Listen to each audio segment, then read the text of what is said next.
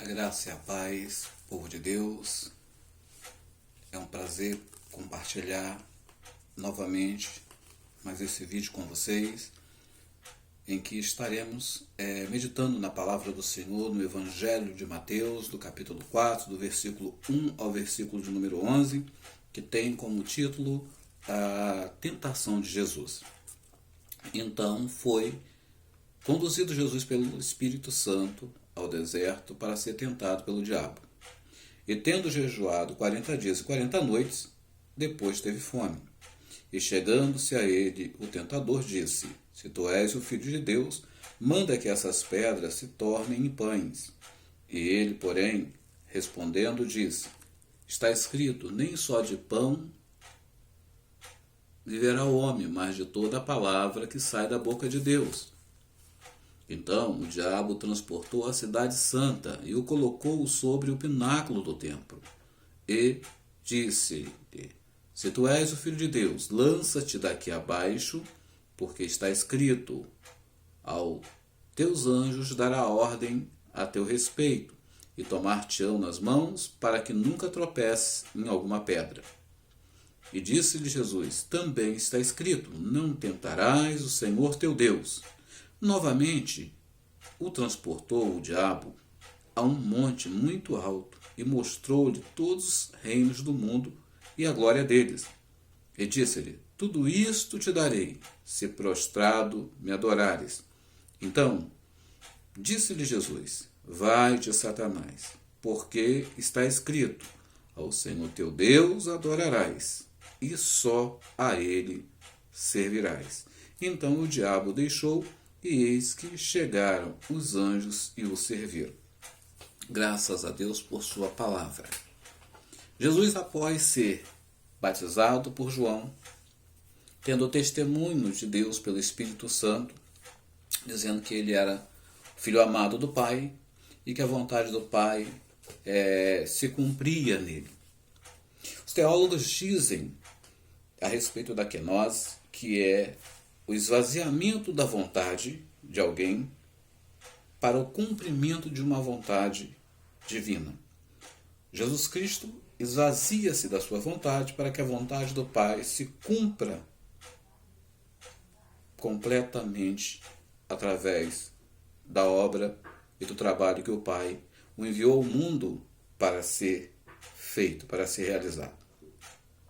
E isso acontece através da união hipostática do Verbo, ou seja, agora que ele, em glória, ele esvazia de si mesmo para poder vir ao mundo e se submeter à vontade de Deus, o Pai, e não a dele, sendo Deus, se submeter na condição de servo e filho obediente do Pai, ele agora, por obra e graça do Espírito Santo, ele é gerado no ventre de Maria, e há ali a chamada união hipostática, onde ele é plenamente Deus e plenamente humano, e nasce e cresce, e perto dos seus 30 anos ele chega ao Jordão para ser batizado por João.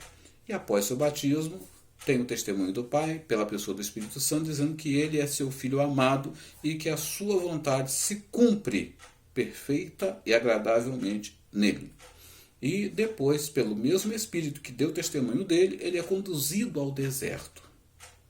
E no deserto, em comunhão com o Pai, ele se dedica a jejuar 40 dias e 40 noites, alimentando-se somente desse isolamento, deste momento de comunhão, deste momento de entrega dele como filho, como homem, como servo, à pessoa do Pai, tendo por vínculo de união e de fortalecimento a pessoa do Espírito Santo.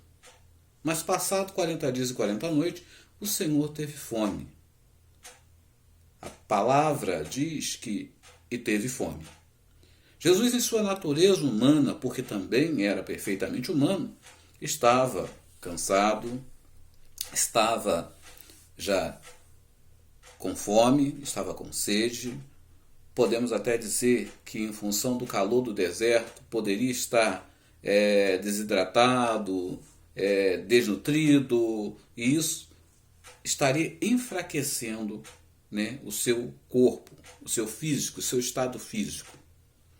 E por que não também dizer um pouco que o seu emocional talvez estivesse um pouco fragilizado, porque Jesus é Deus, mas também pensava como homem, agia como homem, porque a união hipostática não tirava a divindade do homem, mas também não tirava o homem da divindade.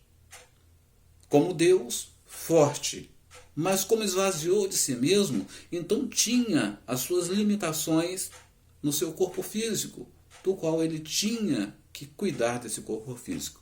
E se valendo disso, o tentador, o inimigo, o acusador das nossas almas se aproxima, chega-se a ele e começa a lhe aplicar 3 provas.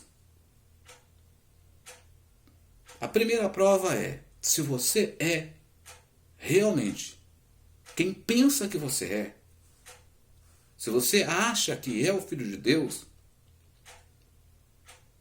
diga a essas pedras que se tornem pães. Você está fraco, você precisa se alimentar. Faça isso.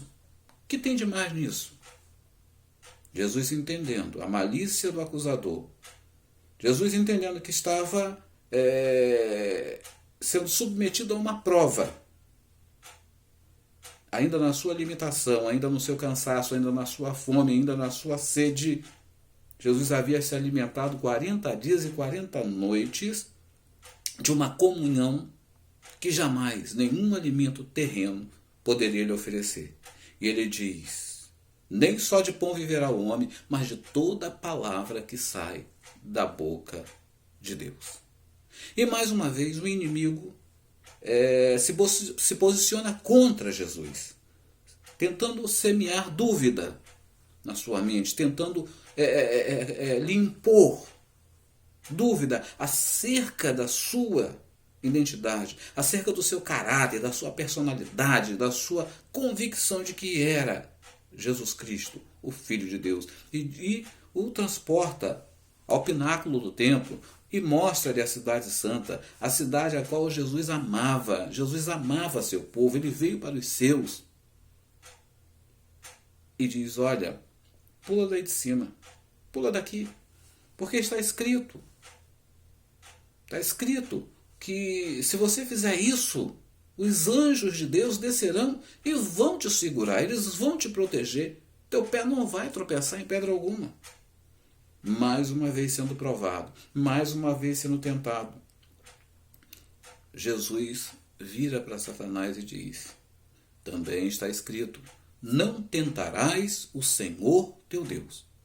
E uma terceira vez Satanás novamente se lança a provar Jesus, a experimentar Jesus, tentando confundir. Afinal, Jesus, humanamente, está sem alimento, está sem água, está cansado, está fragilizado em sua natureza humana.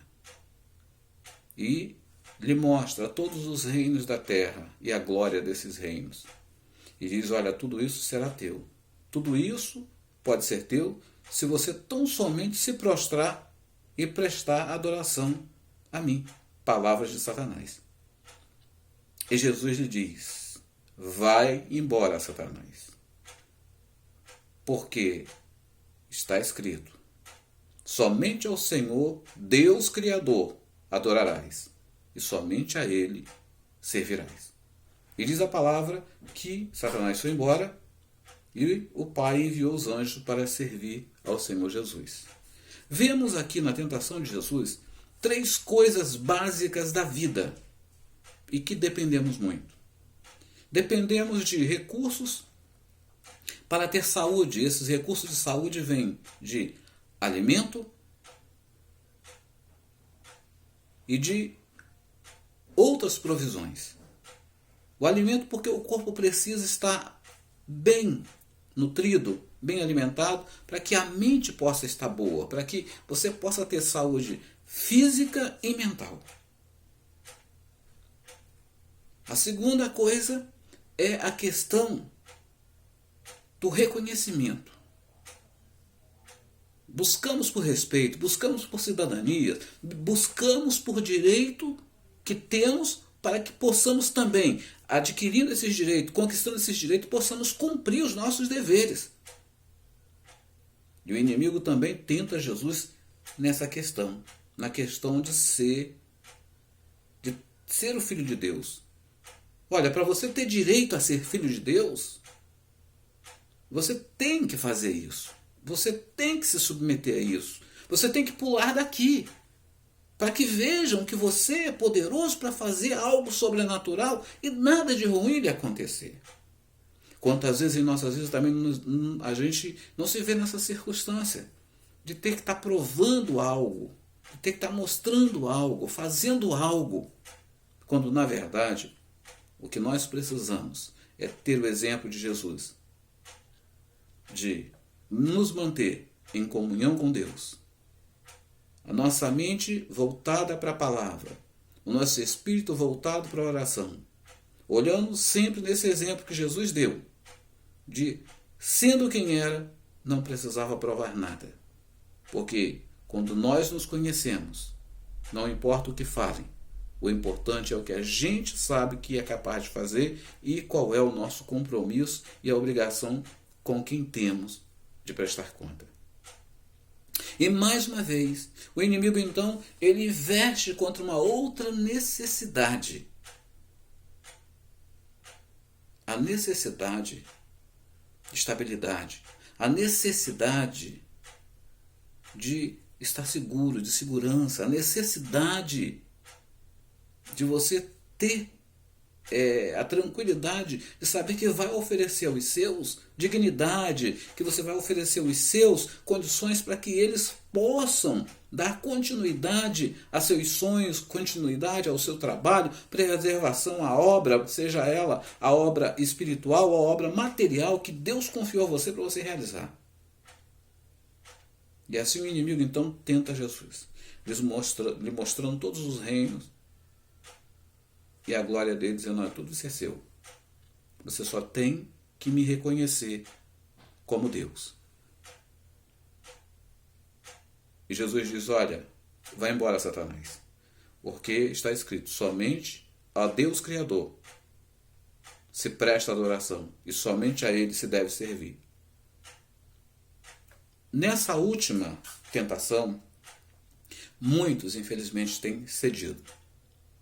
Muitos têm se enveredado por caminhos, como o Provérbio 14:12 diz, que há caminhos que aos nossos olhos parecem corretos e justos, mas no fim são os caminhos da morte. Muitos têm entrado por vielas da sociedade com pensamentos em seus corações de que vão fazer a diferença, de que vão melhorar, de que vão buscar o melhor para si, o melhor para os seus e principalmente o melhor para todos. E principalmente se isso vem de uma mente cristã, de uma mente de alguém que realmente crê que Jesus Cristo é o seu único e suficiente Salvador. E essas pessoas às vezes se enveredam por caminhos, se misturando em ambientes e quando se veem estão laçados, estão agarrados de uma tal maneira que eles não conseguem se libertar. Eles estão presos pelo conforto, estão presos pelo comodismo, estão presos pelas muitas facilidades e recursos que lhes são disponibilizados e, por que não dizer, presos até mesmo, porque estarão envolvendo terceiros em situações que podem até lhe oferecer algum risco à sua integridade e aos seus. A tentação de Jesus nos traz uma reflexão de que nós precisamos de, assim como Deus mandou o maná no deserto para alimentar aquele povo, fazer da palavra de Deus o maná celestial que nos alimenta, para que então tenhamos saúde física e saúde mental, para entender a voz de Deus e obedecê-la fielmente. A outra coisa é, como filhos de Deus, resgatados na pessoa de Cristo Jesus nosso Senhor, a nossa identidade é de filhos de Deus. Como filhos de Deus, não precisamos provar ou deixar de provar. Nós só precisamos é pregar. Nós precisamos é orar. Nós precisamos é buscar a palavra. Nós precisamos é fazer como Esdras 7:10 fez. E Esdras procurou entender, compreender e ensinar a palavra. Porque isso sim, isso tem valor para o que nós vamos fazer. Isso é semente plantada que vai dar fruto para a eternidade. E a outra coisa é a questão do status social,